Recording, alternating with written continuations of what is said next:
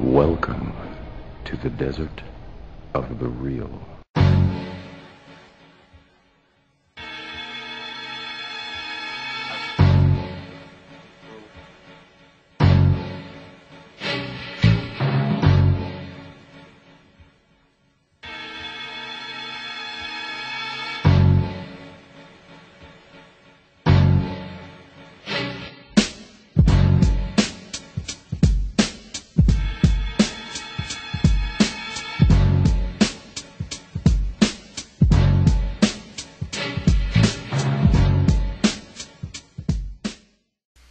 Peace, family. This is your brother, Mr. Holipsism.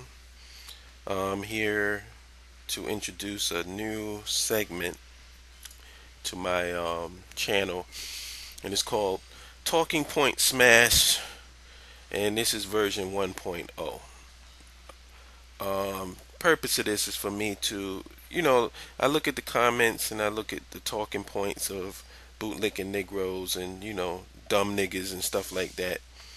And instead of me, approaching and replying to each and every stupid ass reply, I just break them down into categories, and just try to focus on a main talking point, and then I'm going to smash those talking points every opportunity that I get, because people think I'm joking about this ideological clarity, but this is the reason why we can't get anywhere as a people.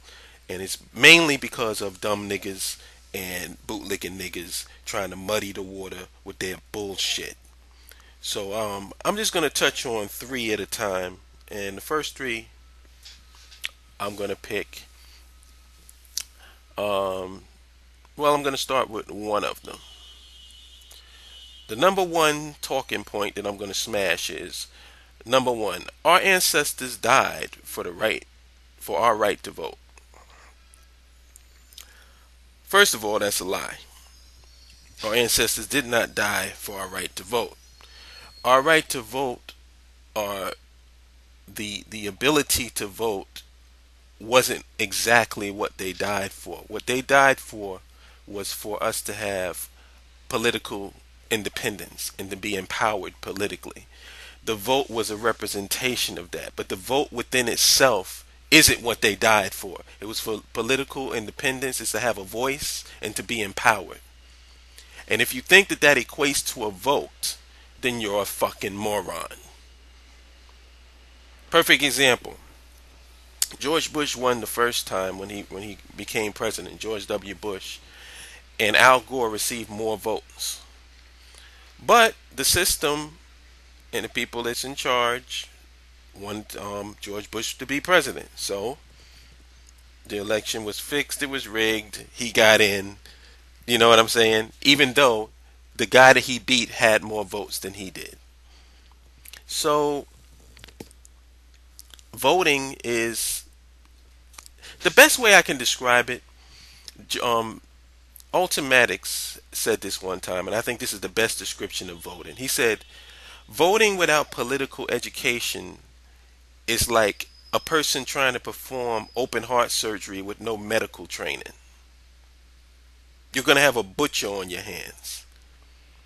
So if people think that the end all be all is to vote and to actually pull a damn lever, what I would suggest is to go to Atlantic City or Las Vegas, play the slot machines, and when you play the slot machines, make sure that you play the machine that's out in a place that where if you hit, a lot of people can see you. That's the key. When you go to these casinos and stuff, don't play these machines in the back, because if you hit, nobody's going to see it. What they want is for you to hit at places like near the cafes, near the entrance where people are walking in. They want to see people hitting and people making money, because that makes people play. Just a little tip for you. But another thing.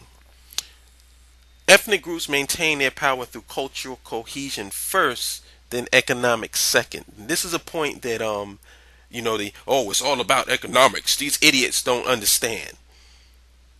If it was all about economics, then we would have been out of this mess. The problem is not economics. The problem is we don't have any cultural cohesion, and we don't see each other as a people. We don't have any commonality with each other. That's culture is the glue that keeps everything together. If you don't have culture, then how are you going to take economics? You're going to teach a person who first of all hates their people, hates themselves, hates their complexion, hates their skin tone and their hair and their teeth and their eyes, their nose, and you're going to teach them economics, and now all of a sudden we're going to be thriving and prosperous as a people? So that's, I'll get on the economics is another talking point, but that's within the realms of this. Our ancestors died for our right to vote. Another thing, there are little to no Chinese or Korean nationalists banging on the beast on YouTube. Or little to no elected officials conducting voter registration drives. How many Korean and Chinese nationalists do you see on YouTube talking about the white man, banging on the white man? How many? Because if you can point them out to me, I would love to see their channel. So all of this stuff about politics as a solution to our problem. Listen, we use politics, I should say this, a fully functional nation uses politics to help further their agenda. If you don't have a nation, what agenda are you furthering? Because individuals have to be empowered within a group.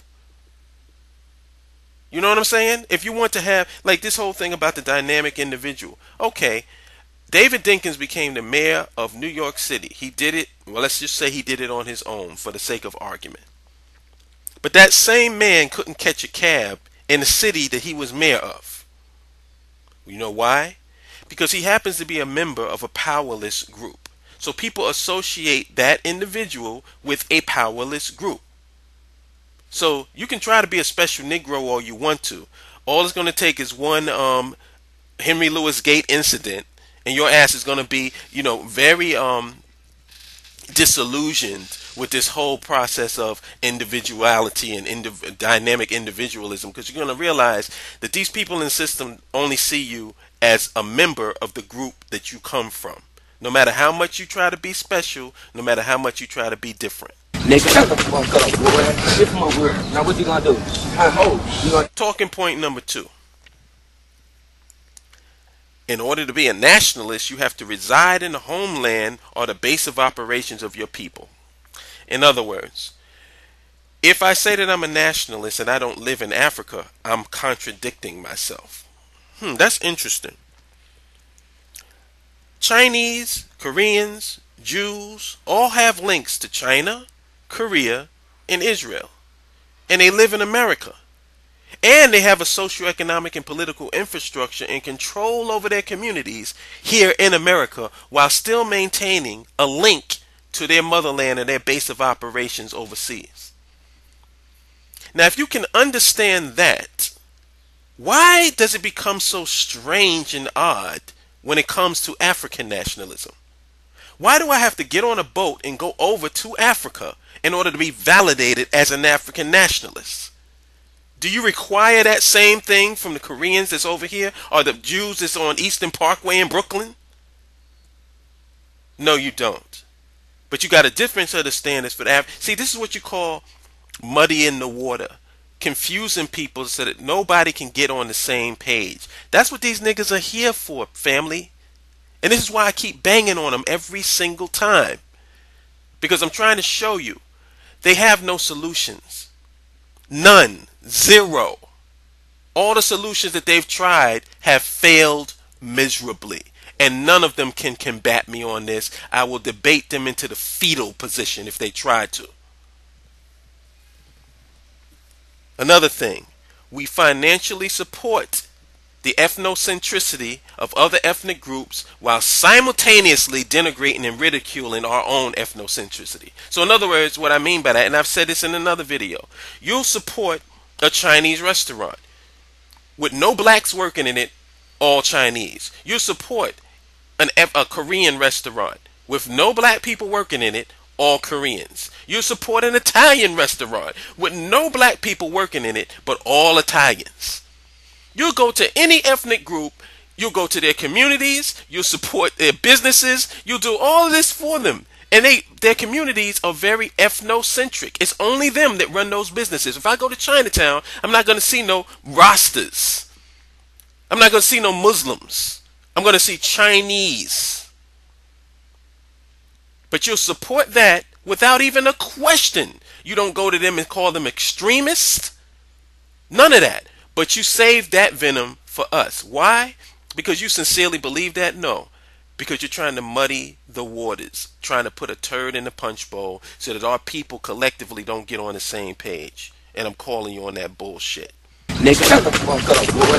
Shift my word. Now what you gonna do? Next. This is one that I really love. Niggas need to stop complaining about the white man and be accountable. And stop listening to pro-black Afrocentric extremists. If anybody has ever seen any of my 200 plus videos here on YouTube and listened to my shows on Blog Talk Radio when I was doing my show, I had one show on the topic of white supremacy. And I also have a couple of videos on here that's clips from that show. One is called The Myth of Black Racism. The majority of my videos has to do with internal stuff within our nation, our ad hoc nation, because we don't have an official one. It has to do with our representatives and our leaders, and it has to do with our personal behavior and the things that keep us from becoming a nation. That's the bulk and the majority of my videos. When have you ever heard me blame the white man for our inability to organize and mobilize as a people? If you have, please point it out to me and forward it to me. I always keep getting lumped in with these other bootlicking conscious Negroes kicking this nonsense, and then they try to group me in the same category with them. I've always blamed black leadership and a lack of systematic solutions to solving African problems. I think systematically. And if we have problems that affect us collectively, then we need to solve those problems systematically. That's what I've been preaching since day one. So I don't know who you're talking about. I don't know what people you're referring to, but don't come to my channel accusing me of that bullshit. And if you are going to accuse me of that, you better show and fucking prove. Another thing. Nationhood is accountability, you jackass. Do you not understand that? Is it accountability to work at a good job and create zero institutions and leave nothing for your children? So that they can grow up and do the same goddamn thing that you did? Try to search for their history and their culture and learn about themselves with a map, a flashlight, and a fucking canteen? That's accountability? Is it accountability to preach individualism as a solution to collective problems? I would really want somebody to answer that one for me, because none of these bootlicking Negroes seem to be able to answer that question. You're preaching individualism, but our problems are collective problems. So how do you preach individual solutions to a systematic collective problem, jackass? And another thing, if you're not pro-black, what the fuck are you? I hate that term, pro-black. And they try to use it in a ridiculing, denigrated sense. Pro-black is negative? What the fuck are you? You pro-white? Since when did a socioeconomic and political infrastructure equate to extremism? And who else is being extreme that you got a problem with? Because if that's the case, you must got a problem with the Chinese, you must got a problem with the Jews, you must got a problem with the Italians and the Koreans, because they all have a socioeconomic and political infrastructure that they control. So are they extremists too? Listen, a Pan-Africanist is what I have a Pan-Africanist mindset, for lack of a better word. Wants power in America and wants power in Africa for African people. So a Pan-Africanist mindset is a global mindset. when you're thinking about your people from a global state of mind. So you look at what's going on internationally as well as domestically. You look at what's going on in the economic scene, international economics, domestic economics. You have a world view when it comes to the information that you take in. How is that not being accountable? These same niggas talking about accountability don't know they ass from their elbow about what's going on in this fucking world. They don't even know what's going on in this country, and they damn sure don't even know what's going on in their own hood. They don't know what's going on in their own damn neighborhood. They don't even know who their representatives are. The people that's calling themselves working in your interests and cutting deals for themselves. They don't even know who they are. And then you're going to come to Black African Nationalists and call us extremists, and then you use the word Afrocentric. First of all, it's African-centered, number one. Afrocentric is a political term that you guys try to use to ridicule us. I'm centered around Africa, not around a goddamn Afro, number one.